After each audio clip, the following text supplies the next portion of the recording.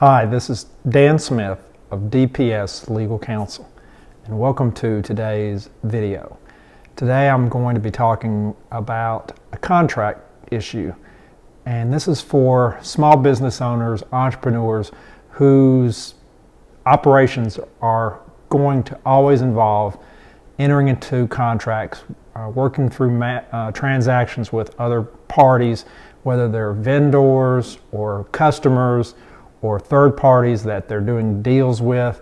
If you're in business, you're going to have a lot of contracts over the course of your business career.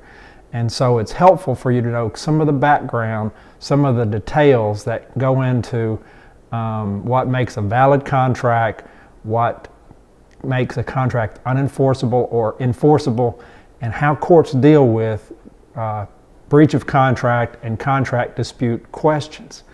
There was a case that just recently came out of the Supreme Court of Texas involving Capano Energy LLC and some landowners in the area. And what this case does is it demonstrates a little bit about a doctrine called, or actually a statutory doctrine called the Statute of Frauds.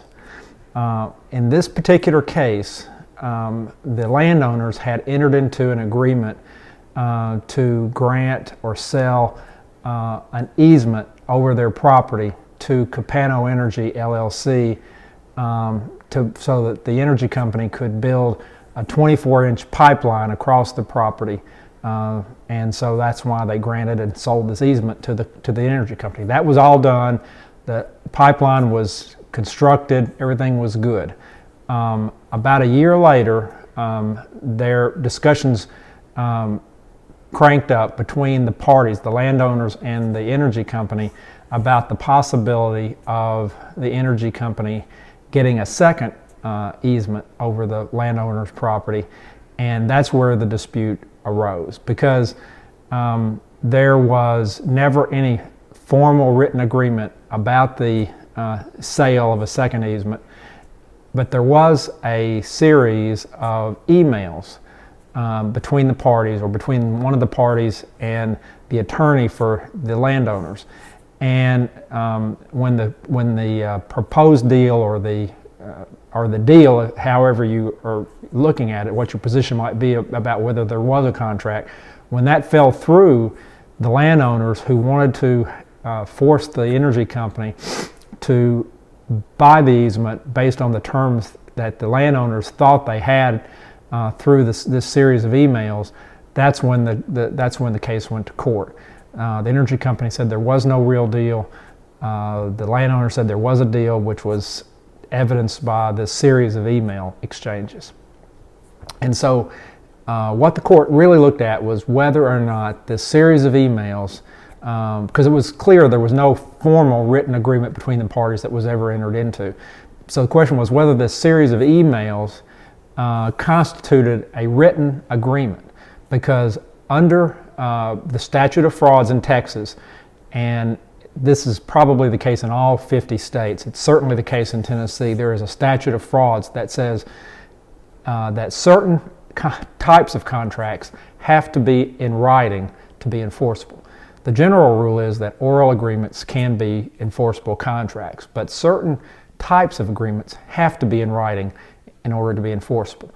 Without going into the whole list of contracts that fall within this exception to the rule, which require a written contract, one of the types of contracts that requires a written agreement, there's the clock, time's passing.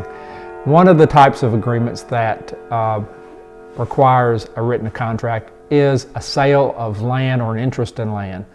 Also, it includes in Tennessee and probably in other states any lease that's in excess of 1 year.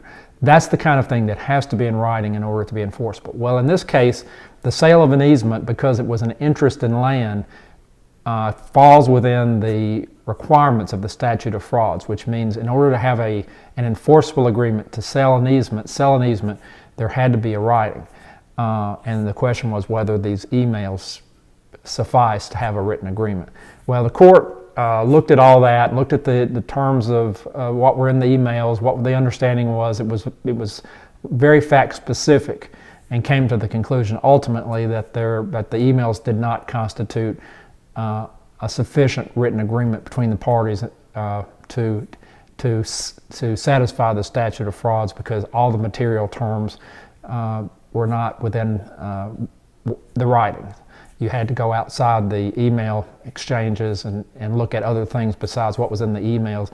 There were other reasons, but that's kind of beside the point for today's video. My main point is to emphasize that there are certain types of agreements in your business. If you enter into them or wish to enter into them, you have to have it in writing.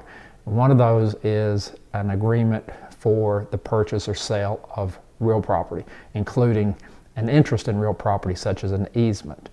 In most cases, like I said, oral agreements, oral contracts are enforceable, but there are a certain limited number of agreements, including the sale of land or an interest in land, that have to be in writing.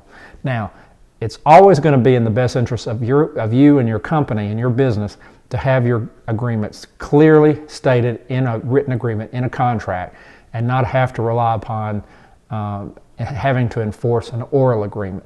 And it's always going to be better to not have to look at an email thread or an email exchange to base your contract on that. So in all cases, in your business, you're going to want to have a formal, written agreement between you and the party that you're contracting with. That's always going to be better. You're always going to be well served by that. But if you do have an oral agreement with a party, in many cases, probably in most cases, oral agreements are enforceable. But just keep this in mind, there are a certain number of specific types of contracts that have to be in writing.